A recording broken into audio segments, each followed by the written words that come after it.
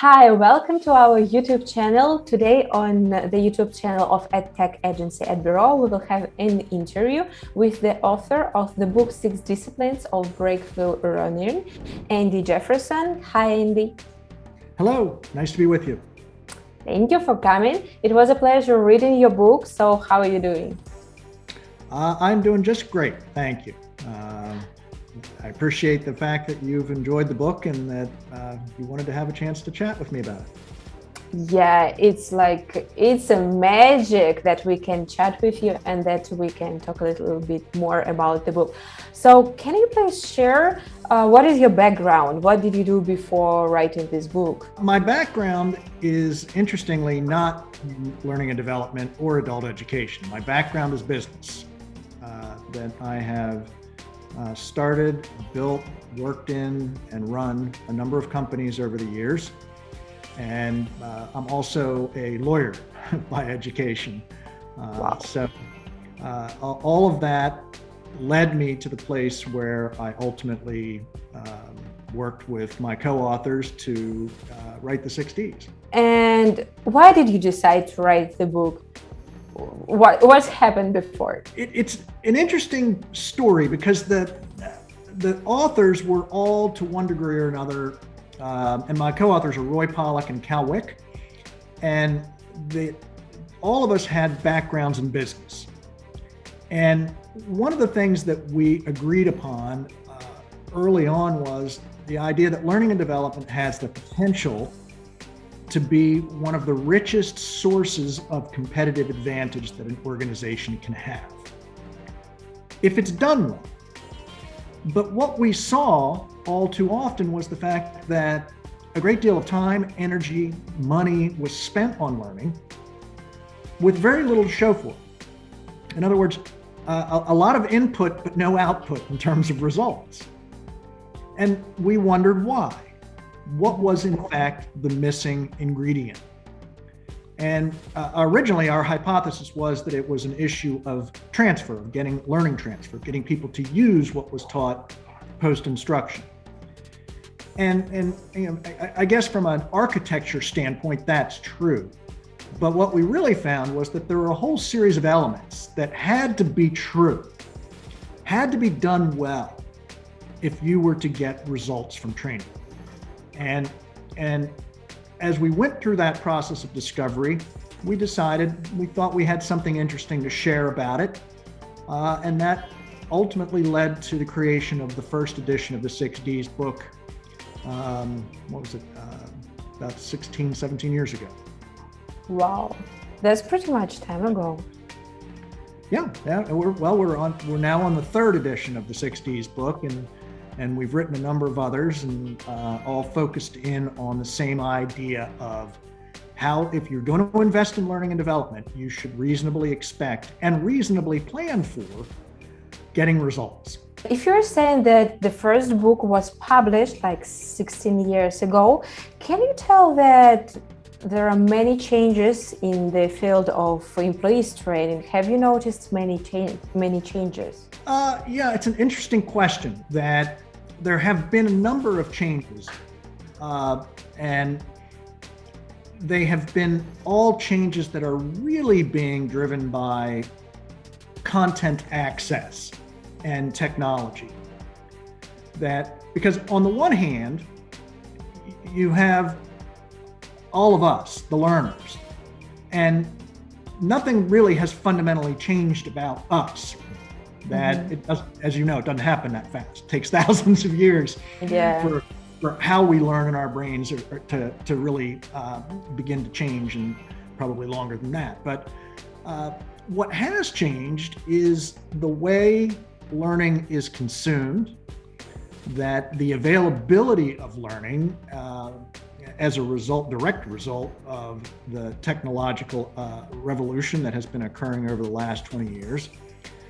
And so the big changes that we have seen have been, one, around the technology, but two, around the recognition that organizations now have that they can't do it the way they've always done it. That they have to start focusing in on learning and treating learning the same way they would treat any other system in their organization. That whether it's a manufacturing process or a customer service process, that when you design those, you design an end-to-end solution that's optimized to get results, whether it's a happy customer or it's manufacturing that occurs more effectively and more efficiently, that all of those business processes are treated with a great deal of care and rigor. Learning historically was not treated that way. And we're starting to see that change now. That we'd like to think we have played a small role in it, that there's lots of others out there who also have embraced the idea that we should treat learning and training and development in any organization with the same care and the same rigor that we would treat any other business process, because learning is a business process. Sure, totally agree. And can you tell that now more companies understand the importance of employee training?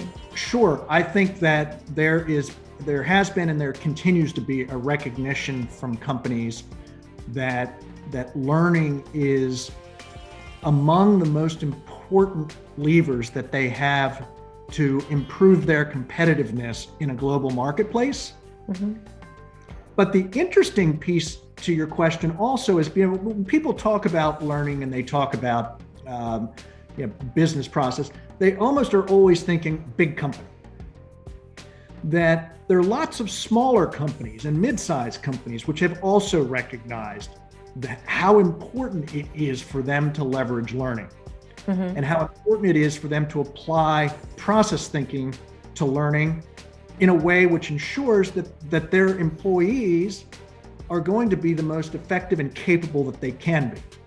And so one of the interesting changes for us has been, it's not just the big companies anymore, that it's also smaller, mid-sized companies. That I spoke to somebody a couple of weeks ago who had a company of 50 people, mm-hmm. and that they had reached out to me and asked a question about learning in a company of 50 people. How do you do that? I don't have a learning team. I don't have staff.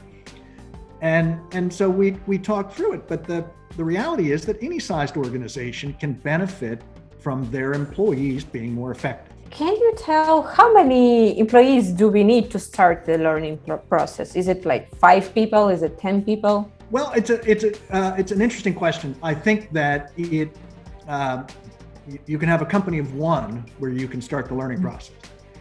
That because we should all be learning all the time. That's true.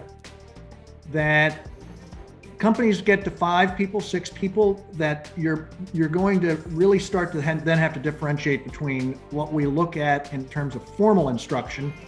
In other words, I'm going to put you in a classroom where I'm going to have you go through an e-learning program on an LMS system, mm-hmm. versus can we come up with some structure around the more informal learning that happens, and take advantage of that. And then as companies grow, that the learning will become more structured and more formalized. But I think all organizations, small or large, should be focusing in and asking themselves the question, how do we get better at what we do? That's cool. And before we start talking about the disciplines, can you tell what do you mean by effective learning, effective employees training? What do you mean by this? What I mean is that whenever we decide we're going to have a learning program, and it doesn't matter what it is, it can be compliance training, it can be leadership training, it can be sales training, it can be safety training. We have an idea that we want something to improve, mm-hmm. right? That effectiveness is the question, did it improve? Did the learning, in combination with the other factors that have to be in place for learning to be successful, produce the result that we were looking for? And so that's what I would describe as effectiveness. Was there impact? Mm-hmm. And actually, it's a good time to mention this idea because I think this is important as it relates to learning in business. Is that there's this tendency to think about learning in the context of, the learning team is responsible for that. But that's not the case. The learning team has a role in the process, but so do leaders. So do the managers of the learners. So does the work environment. That when learning succeeds, it succeeds because all of those factors came together to support it and get it into the workplace. When it fails because probably more than one part of the process broke down. It may be that the learners didn't have opportunity to use what was taught. It may be that the learner's manager doesn't support what was taught. But when we succeed together. When we fail together. It's not just the learning group. It's the whole organization that succeeds or fails with learning. Yeah, totally agree. You know, one thing that really impressed me in the book that you were talking about, that sometimes it's not about learning. Sometimes the companies want to start some learning process to, for example, create the course, but it's not about learning. The company should change something else to improve. And how can we understand that for now we don't need any course? It's better to change something in the business process, in other business process. How can we understand this situation? Well, that really gets into the first of the disciplines, which we'll look at here in just a minute. But getting clear about what business need will be served by training is the beginning of the 6Ds process. And it does two things really. One is, if I can get clear about what business need will be served and training can in fact help solve that problem, great, you're right, we've got a path forward. But the other piece of performance consulting is, to your point, is that there are times where training gets asked to solve a problem that training cannot solve. I can throw training at this problem all day long. And nothing is going to change. In fact, I might even make it worse. And a great example of that is that we will periodically see training get used to fix a broken process in a company. No amount of training will fix a broken process. I can fix the process and then teach people how the new process works. That would be effective. But simply saying we're going to train people more and more and more to try to overcome this process defect we have won't work, and the training will fail. And so one of the things we always want to be careful about is when we're asked for training, we're asked to deliver training, a question that we should always ask ourselves is training going to solve this? As good performance consultants, if training is not going to solve it, I still think that we can add value and suggest solutions. It just won't be a training solution that we suggest. That makes sense. Okay, so now let's start talking about the disciplines. Can you describe each discipline? What is the most important about them? Sure. That the 6Ds begin with D1, which is to define business outcomes. And our perspective is this, that you have to understand in a very real and clear way what is going to change in the business if you're going to effectively create instruction that delivers on its promise. And an easy way to think about this is that if you don't know your destination, how can you plan the journey to get there? Well, the same is true in learning. And so D1, define business outcomes, what we're encouraging is that you sit down with your leaders when they request training and ask them a series of questions, the most important of which is what business need will be served if the training is successful. Will people be more effective? Will they be more efficient? Will they sell more effectively? Will they handle objections better? Will their team effectiveness go up? Will they be safer? I mean, the list goes on and on. That what I'm looking for out of that is, okay, if it's handling objections in a sales process, I'm trying to drive sales. That really is my goal. That Now, you can describe that in different ways. I'm going to increase revenue, or I'm going to increase net margin. But ultimately, I'm characterizing it as the impact in the business. My second question then around that is, okay, well, if that's your goal in the business, what will people do differently or better if the training is successful? What does good look like? Mm-hmm. And then how am I going to know that this worked? That you and I talked previously about the importance of evaluation, of measurement, that one of the things that's critical in this is to get a clear sense from the business, what is their criteria of success? How do they define success if the training works? Mm-hmm. So that's D1. D2 is to design the complete experience. And at the heart of D2 is the concept that successful learning is a process. It's not an event. And yet, any of us who have spent any time in business have lived the dream where you're basically put into a learning event. That you go, you warm the seat for a while, and then you go back to work and nothing changes. That part of that is that people come, they don't really know why they're there. They don't know what the expectations are. That the event itself is really focused on getting through content. There's no strategy for the post-instructional period for how do I get people to use what I just taught them.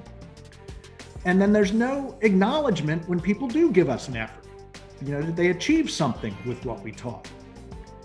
And so planning for what happens before instruction and what happens after instruction will be as important as the instruction itself in terms of whether you get results. And that's what we mean by designing a complete experience. The third of the D's is to deliver for application. And our goal in D3 is simple, but simply stated, but a little bit more difficult to execute. And it's this: how the learning gets delivered will determine whether it gets used.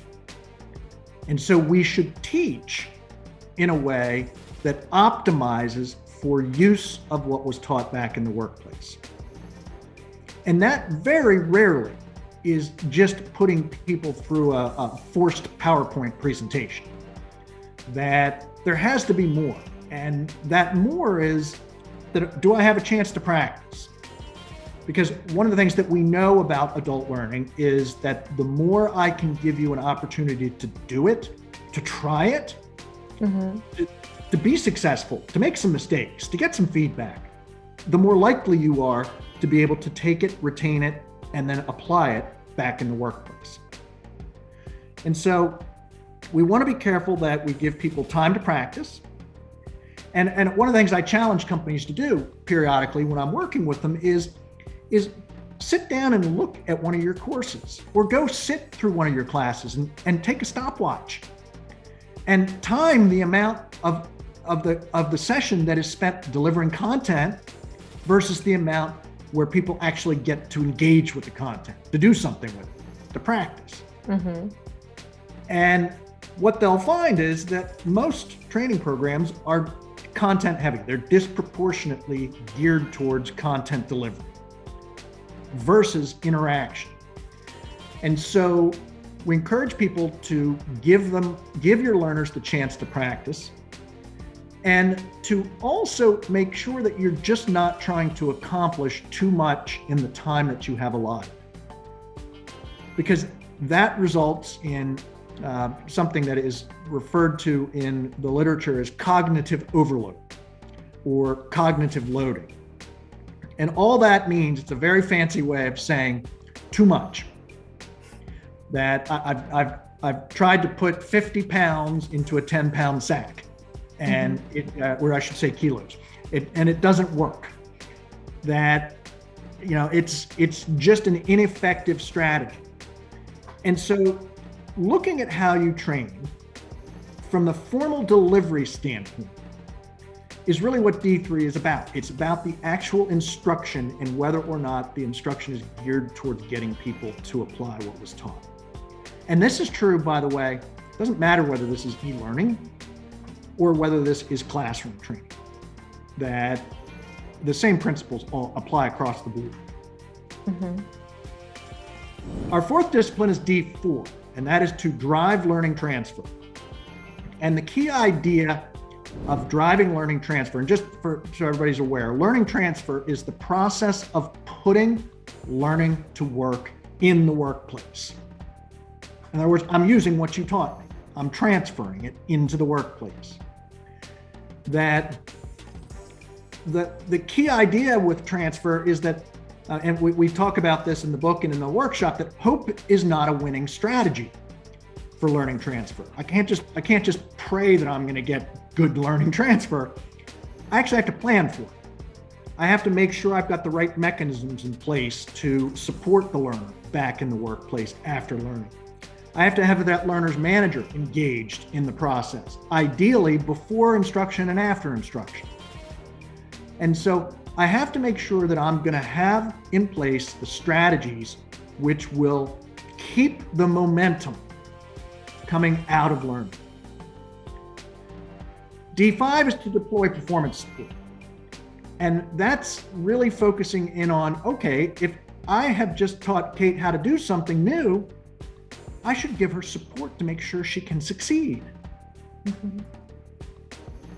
The evidence shows that learners who go back into the workplace after learning and try something new for the first time and they fail, they're usually done. You know, they took one bite at the apple, it didn't taste very good, and they're not going to take another bite at the apple. However, if I can give you support, whether it's a job aid, that it's an app, it is a performance support in the form of a person, you know, a manager, a coach, a mentor. If I can give you that performance support and ensure that you have a little bit of success early on, people will usually keep trying. And so the idea of support is to, again, make sure that people can take what we taught, understanding that they'll not do it perfectly at the beginning, but that they'll keep trying. Now, D5, deploy performance support, also applies to the learner's manager. Because I think when we give performance support, we're going to focus on two different groups. One is the learner. The other is the learner's manager. That I want to make sure that that manager can coach to what we just taught, understands what we just taught, why it's important, so that they're ultimately able to support whoever they're reporting to them to be successful. And then our final D is D6, and that is to document results. And we tend to do quite a good job in learning and development of documenting activity. That we're very good at, you know, how much did people like the training? That it's called different things around the world, but the smile sheet at the end of training, you know, was the buffet good and was the facilitator knowledgeable, or things like that. And then we'll also do testing of learning, and that usually happens right at the end of the instruction. Did people learn something? Mm-hmm. The problem with both of those, I mean, and they're both useful in their own way, but they're not results. They're activity, they're input measures. D6 is really concerned with output measures. And among the most important output measures is, did we see behavior change? That when the business comes to us and says, in D1, I've got this business need, and that these skills and behaviors will lead to us meeting this business need, and here's how we'll know if it works. Here's my criteria of success. Well, that is a hypothesis of the business. It's not the learning team's hypothesis, it's the business's hypothesis. And so I want to understand from them, what is it that they expect to see as a result? And because it is a hypothesis, more often than not, if I can show behavior change, I have shown a result. Now, other times people will say, no, I want to actually measure the impact of the training as it relates to a sales target, or a safety target, and or team effectiveness target. Okay, we can do that. It's just more work that oftentimes it will require a statistical analysis that requires you to go into a much deeper dive into the data. But it's critical for us to understand, did the training do what we expected it to do? Well, the training in the work environment. And it's not enough to just say, I can show that people liked it and that they learned something. I have to take the next step and show, did they use it? And is it their new way of performing back in the workplace? So that's D6. Okay, perfect. So we should understand the expected results when we're talking about the D1, right? We need just to from the beginning. At the very beginning, I need to understand what are the expected results. Sure. Yeah, totally agree. You were talking about the content and the practice part. Can you tell me the perfect ratio of content versus practice? How much content do we need to have, or how much practice? No. No. It always depends on the company, depends on the, I don't know, on the field of the learning. It does. And I'm being a little bit smart about it because I get asked the question a lot, that there is no hard and fast rule that different programs will have different distributions. But what we will suggest to people is that if you see the ratio of content to practice, content delivery to practice, go beyond 50-50, where the content delivery gets higher, you probably have a problem. That a good rule of thumb that has been suggested by a number of people in the industry is about 67% content, 33% practice, or 67% practice, 33% content. I had it backwards in my head. Where the majority of your time is spent practicing. And in fact, there's a principle you may have heard of called a flipped classroom, which is a concept that's been around for quite a while, but it's gained a lot more attention over the last 5 or 6 years. And the idea of the flipped classroom is, in fact, I take all of the content delivery out of the formal training, and I do it as part of prep work, or as much as I can, so that once people come into the classroom, the content delivery has already been completed, or at least mostly completed. And then I'm going to spend my time in the classroom practicing. Now, it doesn't work for everyone, but there are times where I absolutely have to do some of the content delivery in the classroom. But there are other times where most of it can happen before people ever get into the instruction, so that I then spend the formal instruction time practicing and getting feedback. Okay, got it. Thank you. And regarding the disciplines, can you tell that one of these disciplines or two of them are more important than the others, or are they all equal in employees training, in learning process? Yeah, good question. I think, my authors and I think that D1 is the most important. And the reason it's the most important is it is the opportunity for me to identify, where are we going with this? Is training even the right solution? If it's the right solution, it's never the whole solution. And so I have to make sure I have other parts of the organization who are going to support what we're doing. But if I'm not clear about what the training is supposed to do, how can I design it? That I don't think you can. I don't think you can effectively. But if I can get clear up front about the business need that will be served and the skills and behaviors that will drive that business need, then that will drive the rest of the process. Because some of the things that I'm doing with that information it's not just sort of the traditional instructional design piece of this, but there's also the behavioral piece of it with adult learners, that getting clear about business outcomes then lets me to explain to them, why are we doing this? And one of the famous thinkers in learning and development was somebody named Malcolm Knowles. And he wrote the book called The Adult Learner. And Knowles noted in The Adult Learner that adults want to know why they should undertake to do something before they'll actually do it. Mm-hmm. We're not teaching children here who will do it because we say so, hopefully. That for those of you who might hear this who have children, that you probably have at least one who doesn't always do what they're supposed to. But adult learners just will not take it on faith.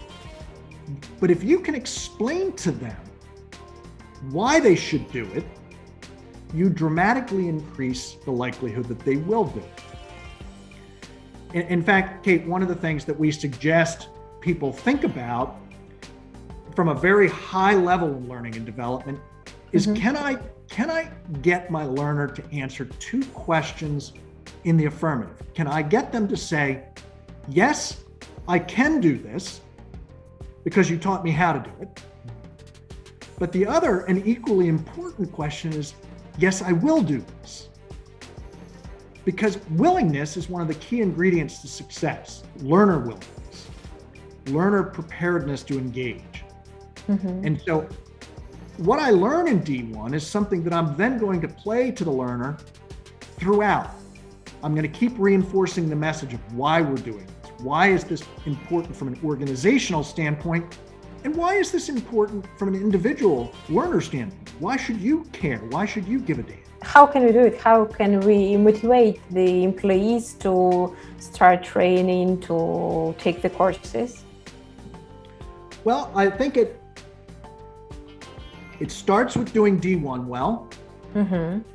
It then moves, but taking what we've learned in D1 and to start using it. And there's a principle, and we talk about this in the second discipline to design the complete experience. There's a principle called the priming effect. And the priming effect describes a principle in psychology that my expectations will dramatically dictate the kind of experience that I then go have.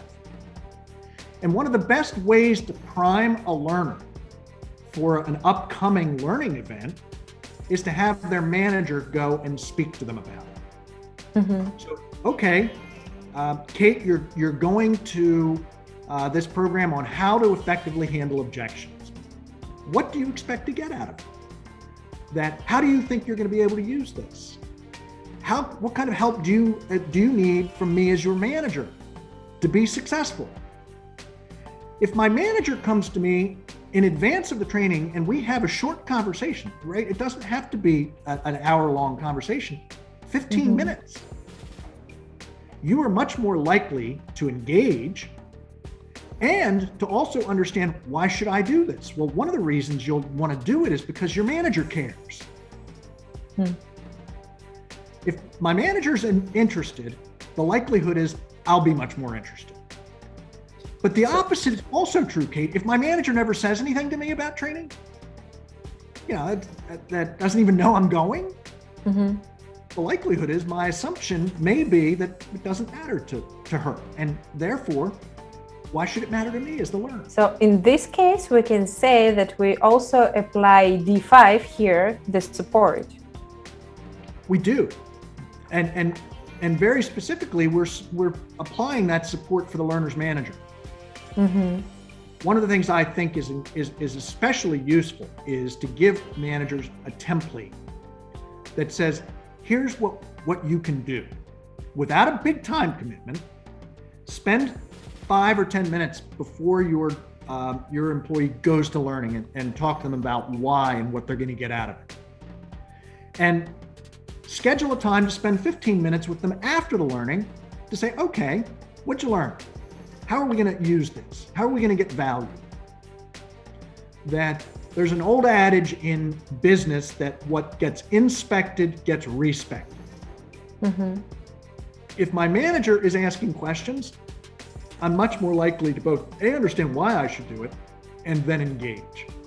So yes, D5 is a critical piece of it. Okay, and how can we understand what business results can we expect from the learning process, from the employees training. So that if the question is what kind of results can you expect from applying the 6Ds, or is it what kind of results do you expect generally from or specifically from a program? I think generally from the program.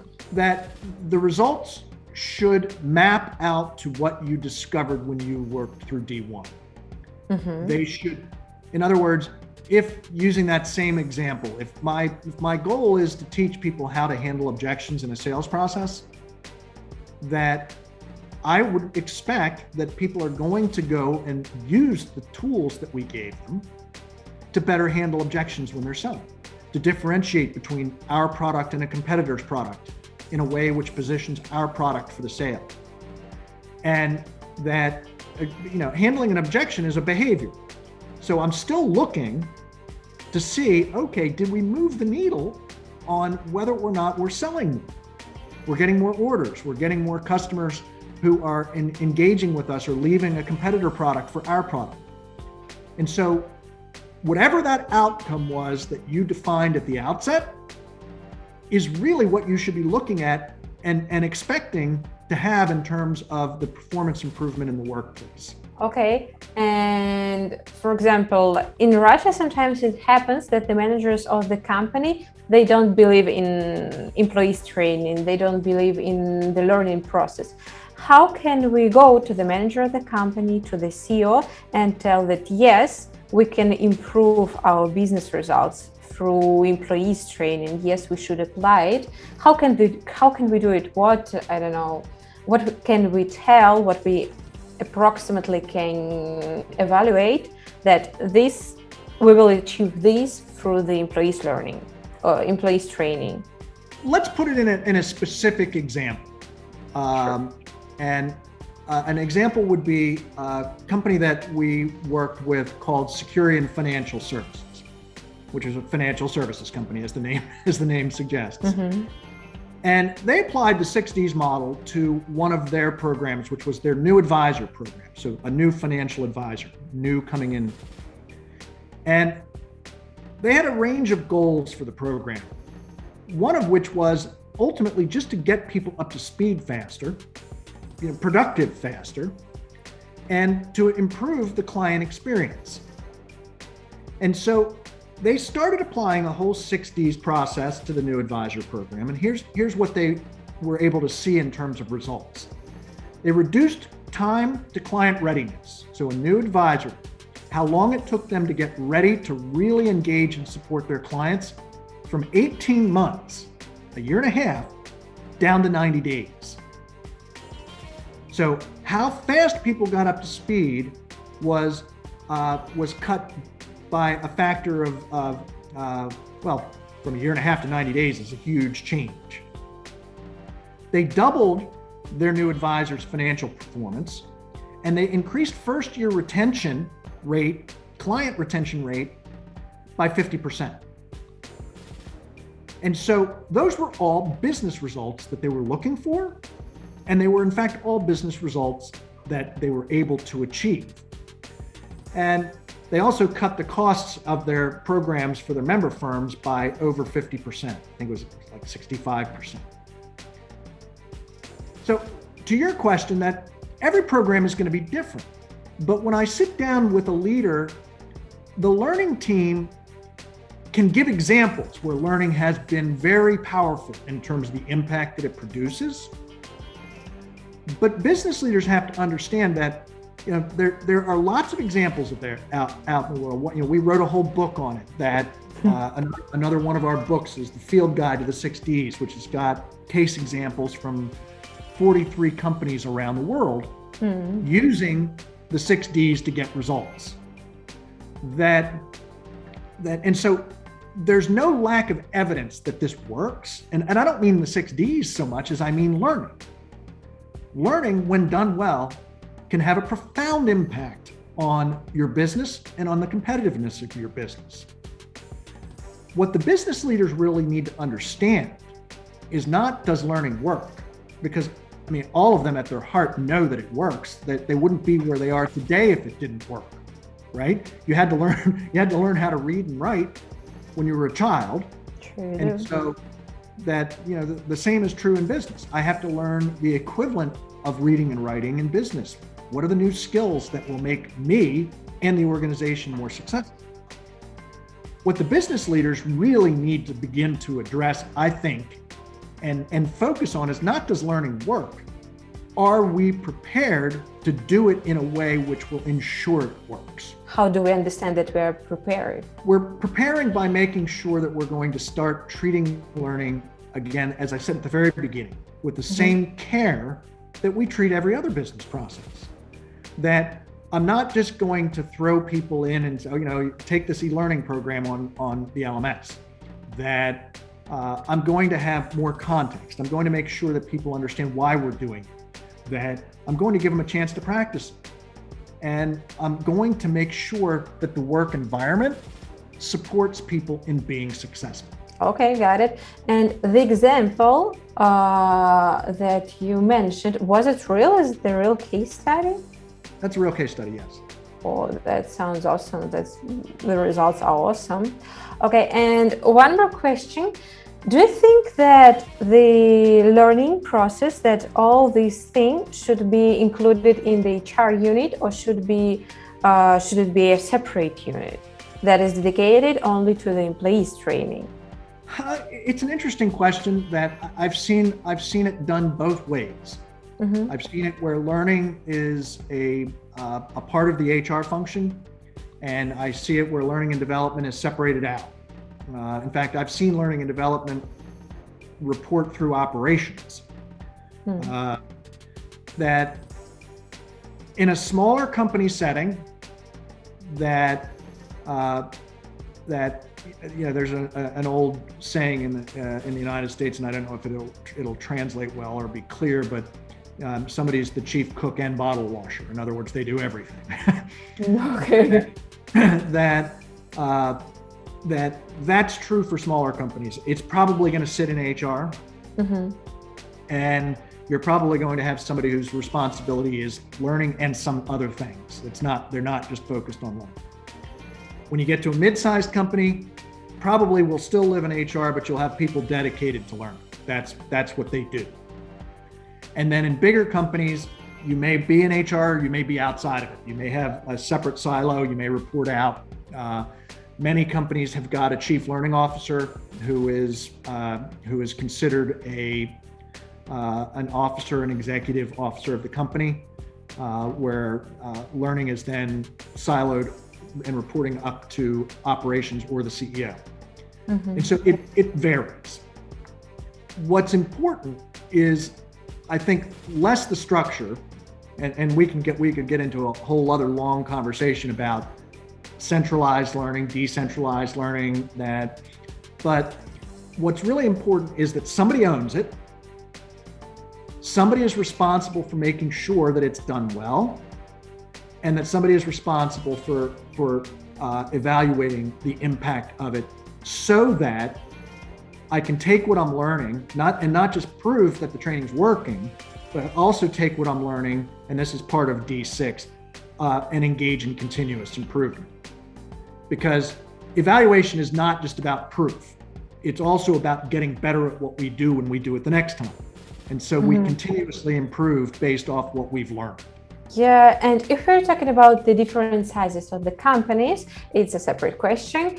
Can you tell that a company always needs an LMS system, or it's okay sometimes not to have it?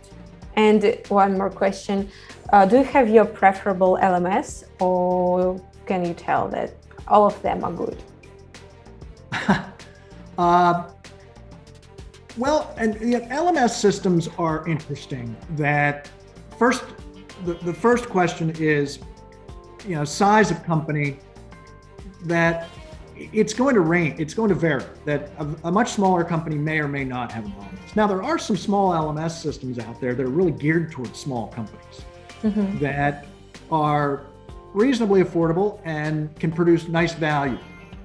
There are some very large LMS systems, which you're familiar with, that will do everything for you if, and this is true for all learning technologies. So I'll just say it about LMS systems, I'll say it about all learning technologies, that they're only as good as the effort and time that you put into making sure that they function the way that you expect them to function.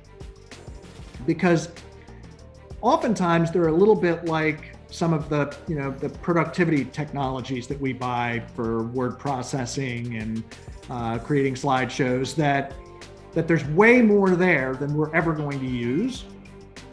And in fact, people end up finding them just very daunting in terms of how do I get value from this? Mm-hmm. And so I think if you're a small organization, that an LMS can be valuable, but go into it understanding what are your expectations and how are you going to use it. Don't just have one, but to have one. That for larger organizations, that there's lots of good options out there that Cornerstone, Captivate, Talent LMS, that Devuti is another, that again, you should go into it understanding what do I expect, how am I going to use it, mm-hmm. and am I going to make sure that I have the skill set internally to use it effectively. Smaller, that there's a couple out there. iSpring is one. Yep.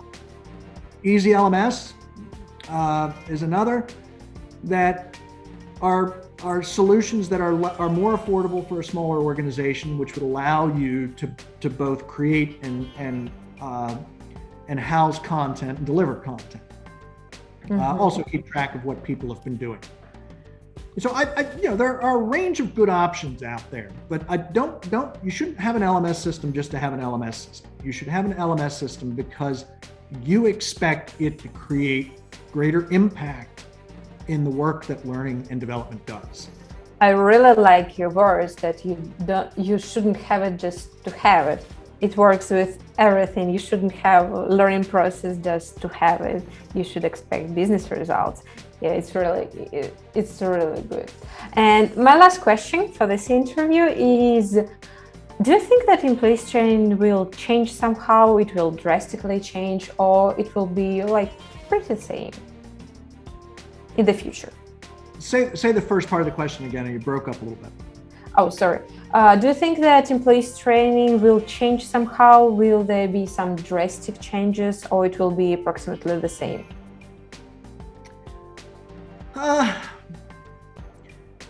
I guess that it's sort of a multifaceted answer, and it's multifaceted because the same as what? I mean, is it the same as pre-COVID, or is it the same as right now? And because things have changed dramatically, as you know, that with COVID, that many organizations went to everything online. It's e-learning, or it's online, it's over WebEx, or it's over mm-hmm. Zoom. And that I think that we will see, once COVID settles down, that employee training will swing back to more in person again. That we will also probably have some training that we'll have found online works great. I can teach it that way. We get good results. But there are other training types where online, and this is my personal belief, just doesn't work very well. Mm-hmm. And so I need people to be together in a classroom or together on a job site, where they're going to get to touch, to feel, to engage, to be able to read the visual cues of people, see what people's faces look like, what's their body language, and all of those things are quite hard online. Now, there are people out there who will tell you that, no, you can do everything online, that I just don't agree with that. Mm-hmm. And so I think the pendulum is going to swing back post-COVID, where we get back to much more in person than we've been doing for the last 18 months. And that but that we will have learned some very valuable lessons from what's happened over COVID in terms of how to use technologies to drive employee performance in a more effective and efficient way for certain types of training. Okay, thank you very much. And you have mentioned your new book. Can you tell us a little bit about it? Can we purchase it in different languages? It is in different languages. I don't know that it is available in a translation for your audience yet, but it's this one, and it's not brand new. It's been out for several years. It's called The Field Guide to the 6 Ds. And that, as I said, it's case studies, it's tools, it's tips on how do you use, and that it's been very popular just because it's not us saying, here's how you do it. I mean, part of it is, but much of the book is dedicated to how other companies around the world have used the 6 disciplines and their own internal processes to do things that have produced really transformative and good results for them. And so, yeah, the Security and Financial, there's case studies from General Electric, from Oracle, where they've all been able to make positive changes using the process thinking that underlies the 6 Ds to help drive effective learning in their organizations. That sounds really cool and interesting. Thank you. We like it. Okay, so thank you very much for the interview, for the answers to my questions. It was really interesting, and it was a pleasure talking to you. Well, Kate, it was my pleasure. I thank you for your interest, and I look forward to hearing about some more excitement about learning in your marketplace. Sure. We also hope that we will hear it. So, Sure guys, if you have some questions, you can ask them in the comments below this video, and good luck. I hope you will learn something. Thank you. Have a great day.